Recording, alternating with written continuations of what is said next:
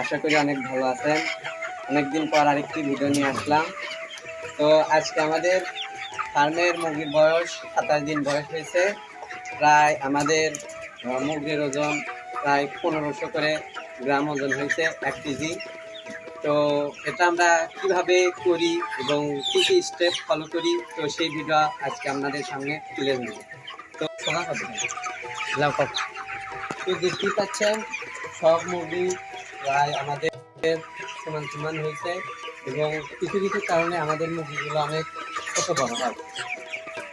বোর্ডিংয়ের ক্ষেত্রে আমরা যে মুরগিগুলো বোর্ডিং অবস্থায় দেখি তখন তাপের কারণে মুরগিগুলো অনেক ছোট বড় হয়। এগুলো আমরা আলাদা করার পর মুরগিগুলো সবাই সমান সাইজে আসে।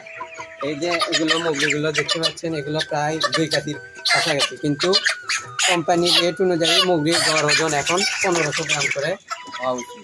তো সেক্ষেত্রে মুরগির ওজন আমাদের প্রায় 2 কেজি প্লাস এসেছে এবং আশা করি 35 দিনে আমাদের মুরগিগুলো প্রায় 2.5 থেকে 3 কেজি ওজন আসবে।